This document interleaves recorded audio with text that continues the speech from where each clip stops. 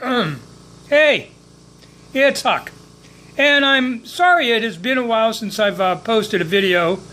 I had meant to several times, and I don't want to get into a long, explanation of, the most recent health issue that I've been dealing with.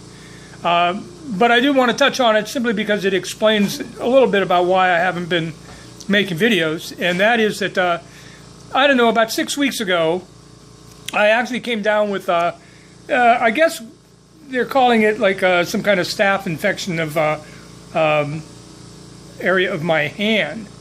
It was like cellulitis, I guess, and I've never had any history of that, but at any rate, it was treated with antibiotics, and and I had it all wrapped up and used this antibiotic gel or something that they gave me to put on it, and it took 2 weeks for it to finally go away, but it did. And then about a week later, I got something surfaced on my left arm.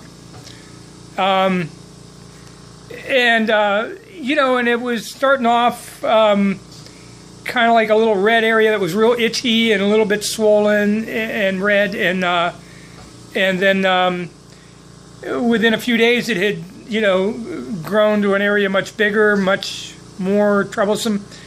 And so anyway, I started a new regimen of the same kind of treatment. And after about 4 days or so, there was no improvement. In fact, it was getting bigger. It had expanded pretty much the length of my forearm down to my wrist with some swelling, and it was really annoying. And I was sent to a specialist, a general surgeon, because they thought maybe it was swollen enough that I might need to get it drained. But this doctor said no, but we're going to change the antibiotics. So I started using something. It's a generic form of what they call Bactrim, rather than the amoxicillin clav or augmentin, which what I had been taking. And now this time I was given, instead of a 14-day supply, he wanted me on this for 30 days. So I'm still taking this. You can see I've still got about 10 days worth left. But at any rate, at first, after about a week or so, my left arm completely seemed to heal up. I quit putting the gel on there and bandages because everything seemed to be, back to normal. But I continued to take the Bactrim. And about 3 days later, it started back. Again, a little area, kind of like how it first started. And within a couple of days, it got a little bit bigger. And I had still been taking the Bactrim all along. At any rate, since that time, they temporarily took me off of that and put me on another thing called doxycycline hyclate. And doxycycline hyclate has never been prescribed to me for quite a while because some years back I was prescribed it for a tooth infection, gum infection or whatever it was. And I had taken practically the whole bottle and it never seemed to do any good. I mean, the infection never went away. And so they took me off that, gave me amoxicillin, and it went away. And for that reason, I was a little kind of uncertain whether or not it was a good idea to suddenly change. And sure enough, within 36 hours of taking just the doxycycline, this expanded the entire length of my arm, grew much, much worse, much more inflamed, up past my elbow, halfway up my bicep. And so I went back to the surgeon. My doctor did put me back on Bactrim again. It took me off the doxycycline. And the surgeon wanted me to go in and get a CAT scan today. He thought maybe there was something going on that he couldn't understand. My understanding is that these things, normally if an antibiotic's not working after 14 days for this type of thing, generally you get hospitalized and they give you some kind of intravenous form of antibiotic. At least my brother had that done for something similar. They're also worried whether or not I'm becoming resistant to antibiotics or whether this might be some form of MRSA. So at any rate, that's where I'm at. And I They're scheduling me to go into emergency to have a CAT scan and some blood work done. But at this point now, the good news is, now that I'm back on Bactrim, and I started taking it again day before yesterday, so I've been on it again for about 2 days now. The swelling was really bad, and worse really that I'd had it night before last, and as recently as yesterday. But today, now this morning, it doesn't look quite as bad, and it's still swollen around my elbow and forearm, but I don't know if you can see, my wrist is a little less. I've got the bandage here around my elbow. You can see just a little bit of the reddish here. At any rate, that's why I haven't made a video. So I'm sorry to bore you with all of those details, but I wanted to let you know. Meanwhile, I have been trying to stay focused on what I think is an absolute travesty of what's been going on with these, over this whole situation of Trump Supreme Court appointee Brett Kavanaugh. Now, I don't know. I'll admit that I'm partisan. So, I'll admit that up front. But I find Ms. Ford's testimony and story highly credible. The more I see Kavanaugh, the more I just cannot stand this son of a gun. I thought that he'd already proved himself not willing to tell the truth when he thought it would work against him. So on numerous issues, long before this stuff surfaced, the sexual assault stuff surfaced, he had lied, frankly, in Senate hearings previous to this. First, when he was questioned about whether or not he had ever worked on the president's staff as far as preparing or selecting Supreme Court or judgeship nominees. He said that he had, no input in any of that, and of course it later proved, a Freedom of Information request found reams of evidence that, of course, he lied about that. And then, there was also evidence that he had lied about, he had received plenty of information. He lied that he had gotten that information. This was on, at any rate, so he'd already proved himself, not always dealing in the truth in these hearings. But yesterday I thought took the cake. He's always been highly partisan, and you can see that by his record on the D.C. Appeals Court, where he's almost always in the minority in dissent with the court, but also in the fact that he's had a long history of working more or less as a Republican operative, and that side of him really showed yesterday when he refused to answer direct questions and took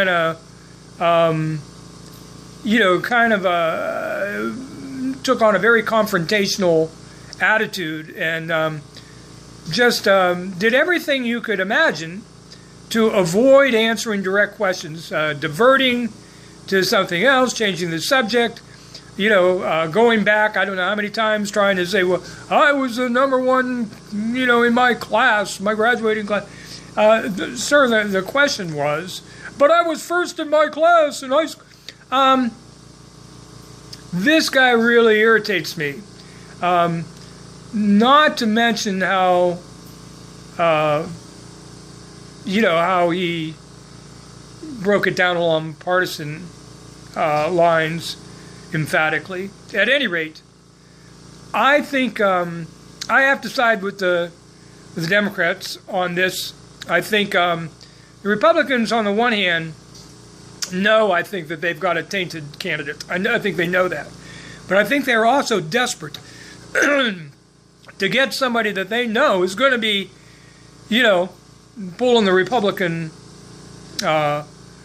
weight on the court, approved and sitting on the court before more damage is done, and more importantly, before the November 6th election, when, this court may, the Senate may go Democrat. It's a slim chance, but there's a chance that these hearings would look quite different, and the advise and consent of the Senate could be quite different if the Senate is majority Democrat. Conceivably, the Democrats could hold up any further nominees to the court throughout the Trump presidency if they could hold on to a majority number of votes. And that, would be possible. I'll be honest with you, I'm not buying that as a Republican excuse for going through with Kavanaugh.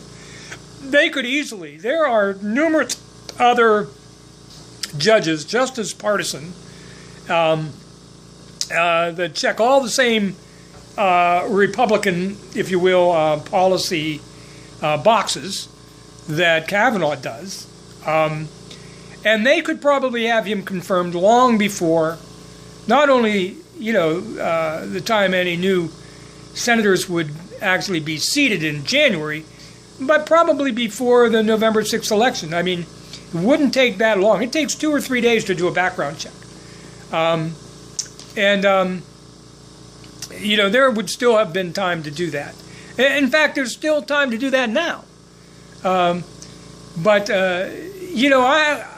beginning to wonder why these Republicans are doing everything that Trump wants on this agenda, and particularly Lindsey Graham, who's always been kind of partisan on most things anyway, but lately he has been in the Trump camp on everything. So I think there really is some reason why there's a number of people that really want Kavanaugh big time. And, we all know that he's gone on record of being anti-investigating, the president. And, boy, if he ever felt that way before, he probably really feels that way now, going through this process. But the truth is, there hasn't really been a true investigation here. And there are a lot of questions that have been brought up in even before this hearing, but the hearing itself only raised much more of a question. In fact, that they haven't gone back and tried to interview more people and have a chance to cross-examine some of these people who either claim they weren't there or claim this didn't happen. They haven't had to answer direct questions, and they haven't had any, cross-examination or any FBI investigation into any of this, and that is a first, for anybody accused of really almost anything. There's always an FBI investigation, and the thought that the Democrats, waited until the last 11th hour to pull this isn't really much of an alibi here for the Republicans to hang their hat on, because the truth is it was not so late that they couldn't go ahead and have the FBI investigation and then schedule a hearing and still get it done well before November 6th. Or for that matter, name another candidate at that point and have a background check and still have it done before November 6th. So now, of course, we're really running into, a November 6th issue. But that's on the Republicans, not the Democrats. Anyway, I've rambled on almost 15 minutes, and that's longer than I should.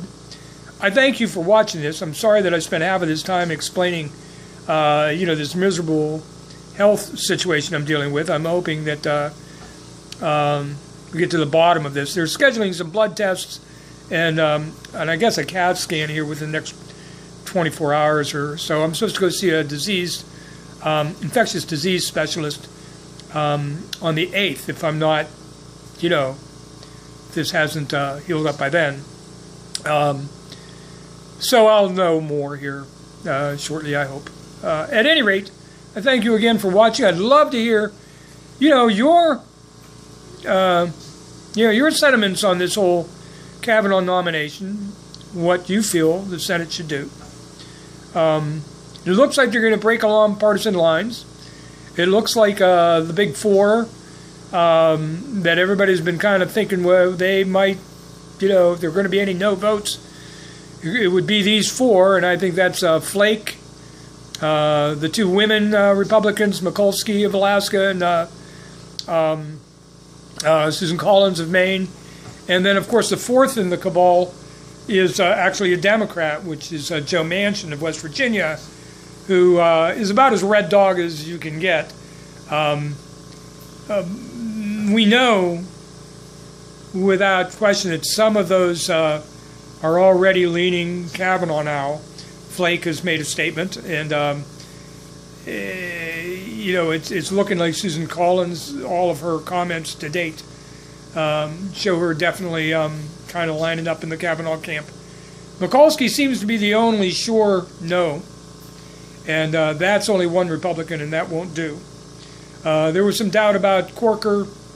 He's completely on board with the Kavanaugh appointment now. And, frankly,